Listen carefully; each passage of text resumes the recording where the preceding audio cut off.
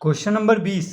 एक कमरे की चारों दीवारों का क्षेत्रफल 77 वर्ग मीटर है। यदि कमरे की लंबाई और चौड़ाई क्रमशः 7.5 मीटर और 3.5 मीटर है तो कमरे की ऊंचाई ज्ञात कीजिए।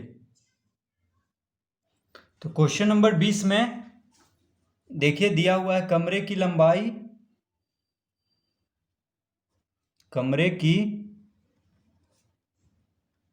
लंबाई कितना दिया हुआ है 7.5 मीटर।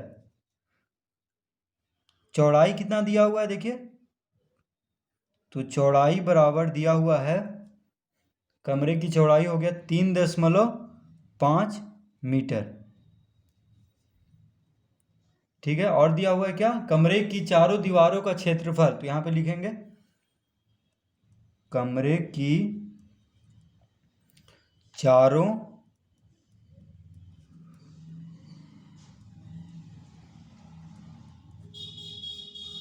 दीवारों का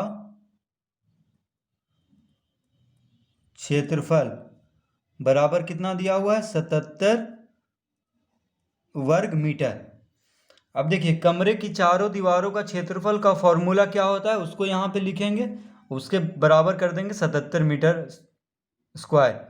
ठीक है, उसके बाद लंबाई चौड़ाई उस पर रखेंगे और ऊंचाई हम ज्ञात कर लेंगे। तो देखिए एक कमरे के चारों दीवारों का क्षेत्रफल बराबर होता है 2 गुने ऊंचाई गुना लंबाई प्लस चौड़ाई। तो ये फॉर्मूला हमें याद कर लेना है क्योंकि कमरे के चारों दीवारों का क्षेत्रफल इसी फॉर्मूला से निकलता है, 2 गुना ऊंचाई गुना लंबाई प्लस चौड़ाई। तो यहाँ पे हम लिखेंगे देखिए कमरे की चारों दीवारों का क्षेत्रफल का फॉर्मूला क्या होता है 2 गुने ऊंचाई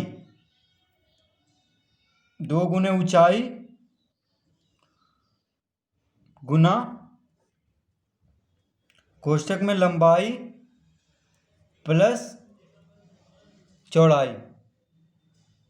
देखिए 2 गुना ऊंचाई गुना लंबाई प्लस चौड़ाई बराबर कितना दिया हुआ है 77 वर्ग मीटर। तो इस तरह हम लिख लेंगे।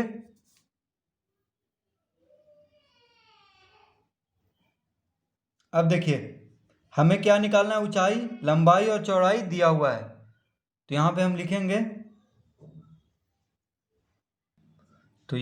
लिखेंगे 2 गुने ऊंचाई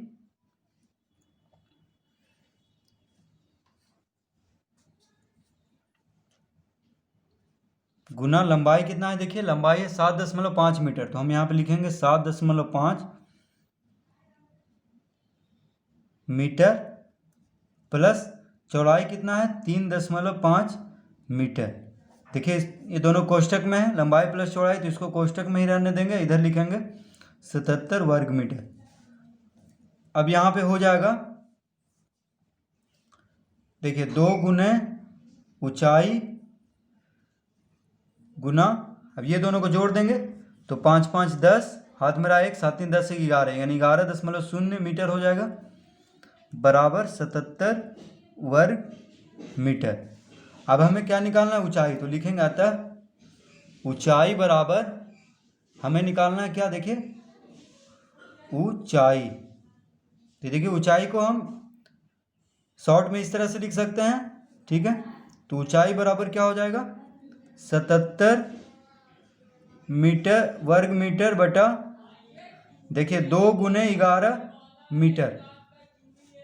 यहाँ पे 2 ऊंचाई के साथ क्या है, गुना में है, तो बायां से दाएं तरफ जाके भागा में हो जाएगा, और 11 मीटर क्या है, गुना में है ऊंचाई के साथ, तो बायां से दाएं तरफ जाके क्या हो जाएगा, भागा में। अब देखिए काट देंगे तो 11 सते 77। ठीक है, 11 सते 77 हो गया। देखिए मीटर, यहाँ पे मीटर है, यहाँ पे वर्ग मीटर है, तो मीटर से 1 मीटर खत्म हो जाएगा तो सिर्फ 1 मीटर बच जाएगा। तो कितना आ गया देखिए 7/2 मीटर, 7/2 मीटर हो गया। यानी इसको अगर भाग देंगे तो कितना आ जाएगा 3.5 मीटर। देखिए 3.5 हो जाएगा, 7 का आधा 3.5, यानी 2 से 7 को भाग देंगे तो 3.5 मीटर। तो इस तरह से हम इसको हल कर लेंगे। देखिए ऊंचाई निकालना था तो ऊंचाई बराबर आ चुका है 3.5 मीटर। तो हमसे क्या पूछ रहा था कि कमरे की ऊंचाई ज्ञात करें। तो देखिए कमरे की ऊंचाई इस तरह से ज्ञात कर लेंगे हम।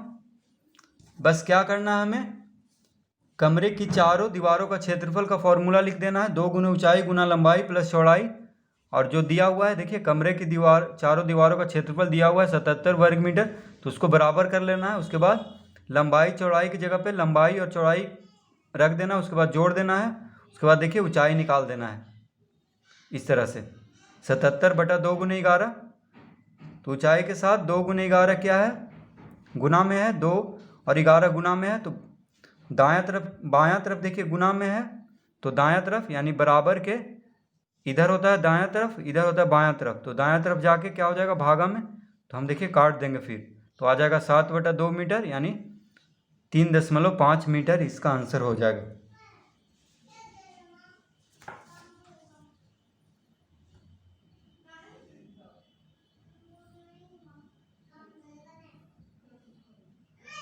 क्वेश्चन नंबर 21, एक कमरे की चारों दीवारों का क्षेत्रफल 120 मीटर स्क्वायर या वर्ग मीटर इसको बोलेंगे, 120 वर्ग मीटर है। यदि कमरे की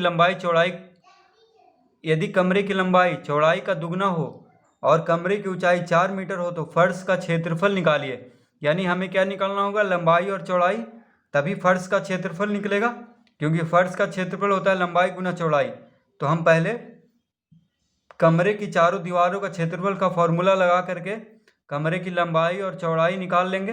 किस तरह से, देखिए कह रहा है लंबाई चौड़ाई का दुगना है, यानी लंबाई को अगर x, चौड़ाई को अगर x मानेंगे तो लंबाई क्या हो जाएगी 2x, क्योंकि लंबाई जो है चौड़ाई का दुगना है। ठीक है, तो चौड़ाई को x मान लेंगे तो लंबाई हो जाएगा दुगना यानी 2x, और कमरे की ऊंचाई की जगह पे 4 रखेंगे तो x बराबर निकाल लेंगे। उसके बाद लंबाई और चौड़ाई हम निकाल लेंगे। तो क्वेश्चन नंबर 21 में हम लिखेंगे पहले, माना कि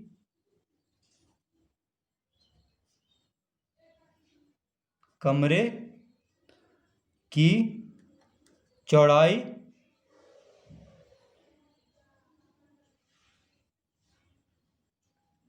बराबर x।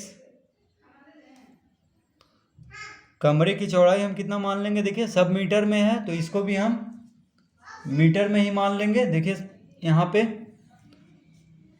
दीवारों का क्षेत्रफल भी मीटर वर्ग मीटर में है और ऊंचाई भी मीटर में है, तो इसको भी देखिए हम कमरे की चौड़ाई कितना मान लेंगे, x मीटर। ठीक है, तो लंबाई कितना हो जाएगा, तो लिखेंगे यहाँ पे,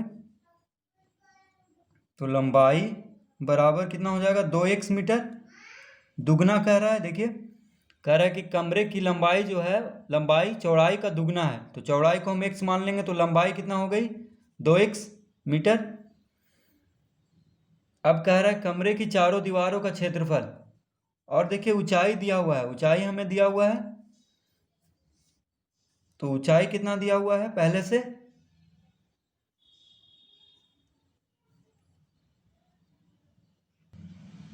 तो यहां पे हम लिखेंगे अब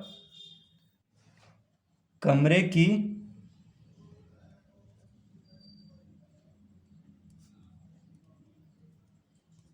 चारों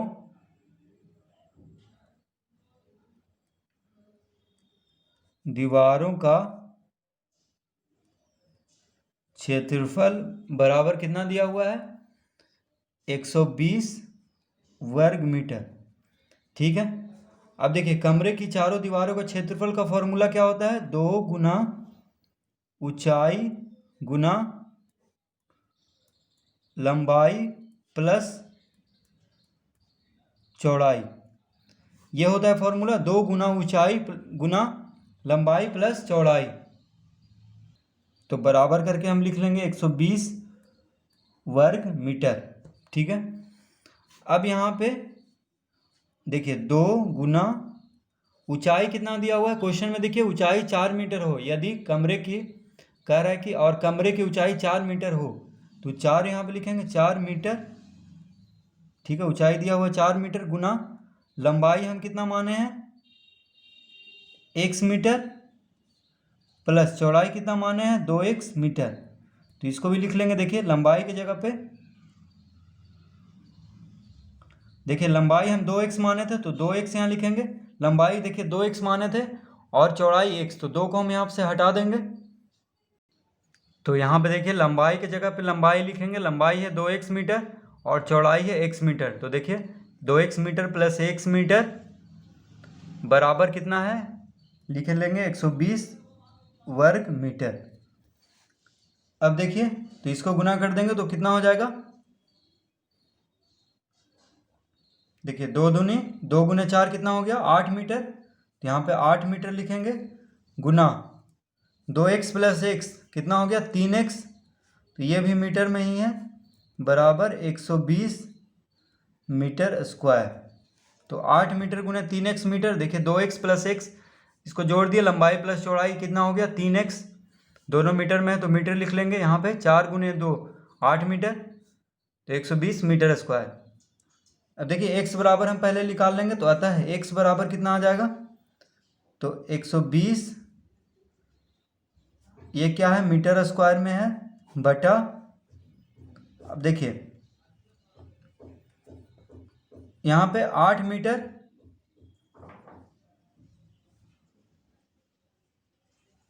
8 मीटर गुना 3 मीटर हो जाएगा भाग में, भागा में हो जाएगा, क्योंकि देखिए x के साथ 3 क्या है गुना में है और 8 भी गुना में है x के साथ, देखिए 8 गुने 3 ठीक है गुना में है, तो बाएं से दाएं तरफ क्या हो जाएगा भागा में, यानी 8 मीटर गुना 3 मीटर, भाग कर देंगे 120 मीटर स्क्वायर बराबर। अब देखिए मीटर मीटर मीटर स्क्वायर खत्म हो गया, 8 तिया 24, देखिए 8 गुने 3 कितना होता है 24, 24 पचे 120, यानी 5 बार में कट गया, तो x बराबर कितना आ गया 5। ठीक है x बराबर आ गया है 5। अब निकाल लेंगे, अतः यहाँ पे लिखेंगे अतः कमरे की लंबाई, तो लंबाई सिर्फ हम लिखते हैं, देखिए लंबाई बराबर हम कितना माने थे 2x, देखिए 2x मीटर, तो 2 गुने x बराबर कितना आ गया 5, यानी कितना हो जाएगा 10 मीटर, लंबाई बराबर आ गया 10 मीटर और चौड़ाई बराबर, तो देखिए चौड़ाई बराबर कितना है x मीटर माने थे हम, तो x की जगह पे कितना आ गया है 5, यानी 5 मीटर हो गया। तो कमरे की लंबाई हो गया 10 मीटर, चौड़ाई 5 मीटर। देखिए लंबाई दुगना है चौड़ाई से, ये क्वेश्चन में ही कह रहा था। तो अब हमें क्या निकालना है, फर्श का क्षेत्रफल। तो इस तरह से देखिए कमरे की लंबाई आ चुका है 10 मीटर और कमरे की चौड़ाई 5 मीटर। तो अब हमसे क्या पूछ रहा है कि फर्श का क्षेत्रफल निकालिए, तो हम लिखेंगे फर्श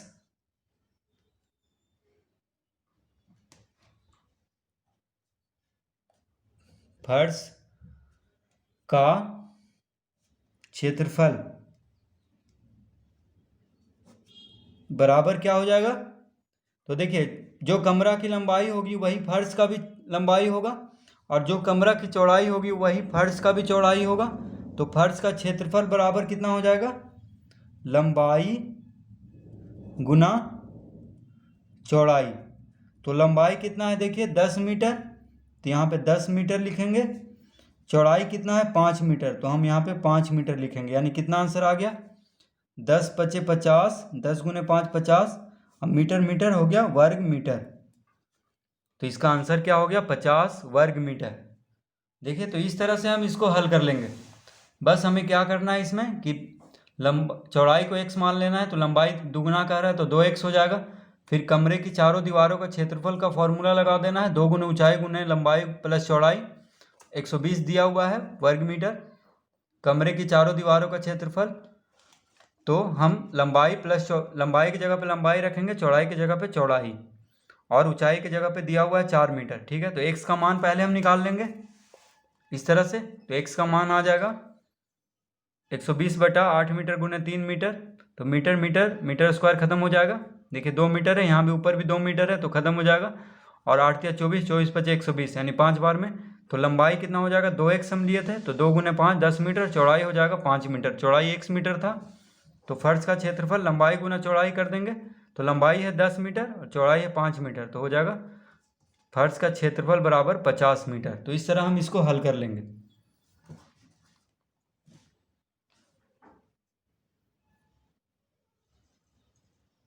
क्वेश्चन नंबर 22, एक तार आयत के रूप में मुड़ी हुई है। इस आयत की लंबाई और चौड़ाई क्रमशः 25 सेंटीमीटर और 17 सेंटीमीटर है। अब उसी तार को एक वर्ग के आकार में मोड़ दिया गया। वर्ग की प्रत्येक भुजा की लंबाई ज्ञात कीजिए। तार की कौन से आकार का अधिक क्षेत्रफल होगा? तो क्वेश्चन नंबर 22 में हम लिखेंगे, देखिए, आयत के रूप में मोड़ी हुई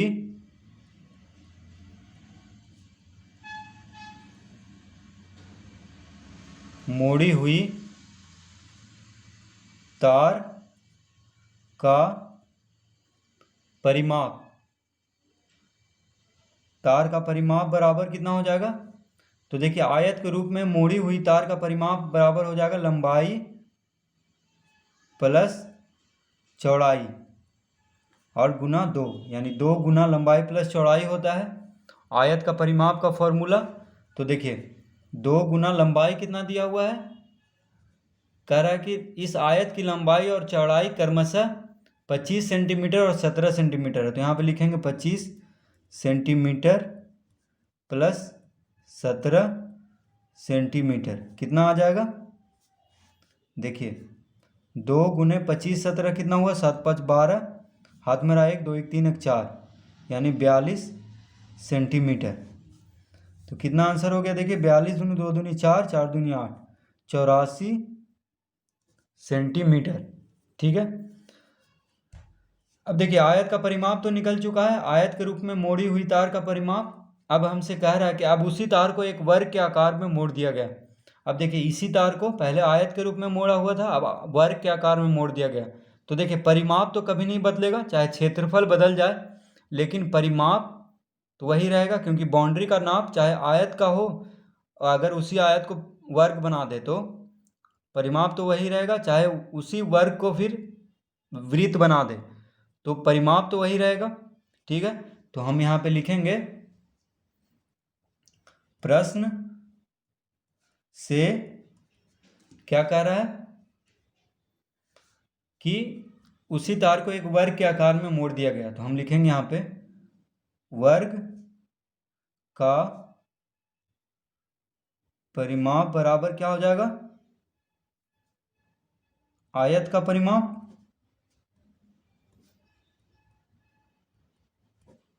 देखिए, वर्ग का परिमाप किसके बराबर हो जाएगा? आयत के परिमाप का, क्योंकि उसी आयत को वर्ग बनाया गया है, तो परिमाप तो दोनों का बराबर ही होगा।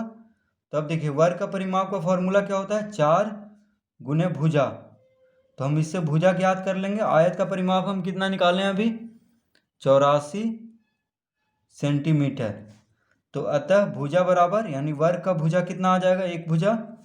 तो भुजा बराबर हो गया 84, 4 देखिए गुना में है तो बटा 4 सेंटीमीटर।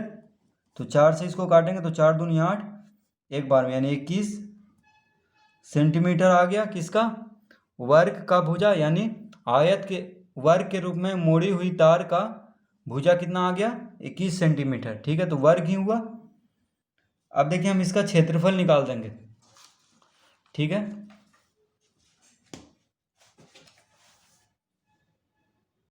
तो एक आंसर तो आ चुका है। देखिए, कह रहा था कि वर्ग की प्रत्येक भुजा की लंबाई ज्ञात कीजिए। तो वर्ग की प्रत्येक भुजा की लंबाई 21 सेंटीमीटर, एक आंसर आ गया है यहाँ पे इस तरह से। ठीक है, देखिए यहाँ तक करने पे एक आंसर आ चुका है। वर्ग की प्रत्येक भुजा की लंबाई 21 सेंटीमीटर होगा, ये तो आ चुका है एक आंसर। अब दूसरा आंसर है कि तार की कौन से आकार का अधिक क्षेत्रफल होगा। तो अब हम लिखेंगे,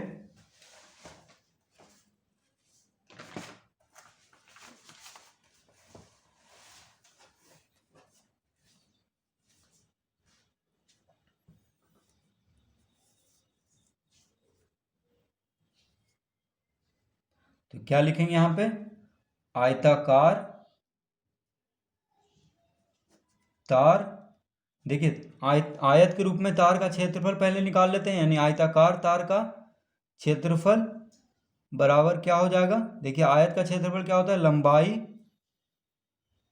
गुना चौड़ाई। तो लंबाई कितना दिया हुआ है क्वेश्चन में? देखिए, आप लंबाई दिया हुआ है 25 सेंटीमीटर और चौड़ाई 17 सेंटीमीटर, यानी आयत में के रूप में मोड़ी हुई तार का लंबाई है 25 सेंटीमीटर और चौड़ाई है 17 सेंटीमीटर। तो यहाँ पे हम लिखेंगे 25 सेंटीमीटर गुना 17 सेंटीमीटर। तो 25 सतह कितना होता है? 25 पचे देखिए 125, 25 छक 150, 25 सतह 175। तो यहाँ पे हम लिखेंगे 5, हाथ में रहा 17, तो 25 गुना 1 25, 25 और 17 कितना हो गया? 25 10 35 2 37। यानी देखिए ये गलत है, 35 7 42 होगा। 25 सतह 25 सतह 175, हाथ में रहा 17, 25 गुना 1 25, 25 और 17 देखिए 42 होना था, हम 37 लिख दिए हैं गलती से। इसको हम हटा के नीचे लिख देते हैं। देखिए कितना हो जाएगा? 425 वर्ग सेंटीमीटर। तो आयत के रूप में मोड़ी हुई तार का क्षेत्रफल आ चुका है 425 वर्ग सेंटीमीटर। अब हम निकालेंगे वर्ग के रूप में मोड़ी हुई तार का क्षेत्रफल। तो हम लिखेंगे यहाँ पे वर्गाकार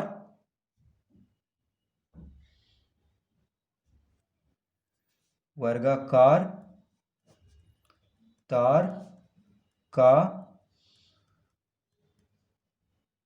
क्षेत्रफल बराबर कितना हो जाएगा? देखिए क्या होता है, भुजा वर्ग का क्षेत्रफल का फॉर्मूला होता है भुजा का वर्ग, यानी भुजा कितना है देखिए अभी हम निकाले थे, वर्ग का परिमाप से भुजा निकाले थे हम 21 सेंटीमीटर। तो यहाँ पे लिखेंगे 21 सेंटीमीटर का वर्ग। 21 गुने 21 कितना हो जाएगा? देखिए 21 गुने 1 21, 21 दूनी 42 2 44, यानी 441 वर्ग सेंटीमीटर। तो अब देखिए तार के रूप में, आयत के रूप में तार का क्षेत्रफल कितना आया था? 425, लेकिन वर्ग के रूप में तार का क्षेत्रफल कितना आ गया? 441। तो कौन ज़्यादा हुआ? तो हम लिखेंगे यहाँ पे वर्ग का क्षेत्र, क्वेश्चन कह रहा है कि तार के कौन से आकार का अधिक क्षेत्रफल है। तो हम लिखेंगे तार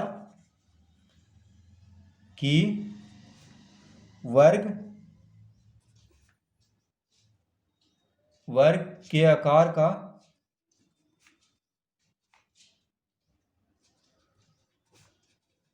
अधिक क्षेत्रफल है।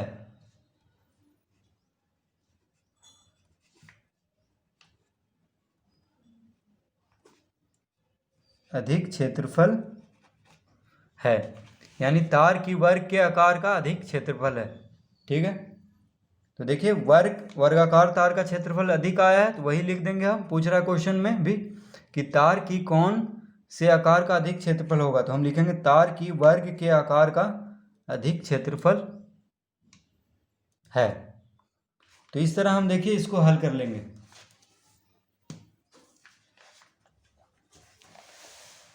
तो पहले क्या करना है, पहले हमें परिमाप निकाल देना है आयत के रूप में मोड़ी हुई तार का। उसके बाद दोनों का परिमाप बराबर होगा तो भुजा निकाल देना है वर्ग का।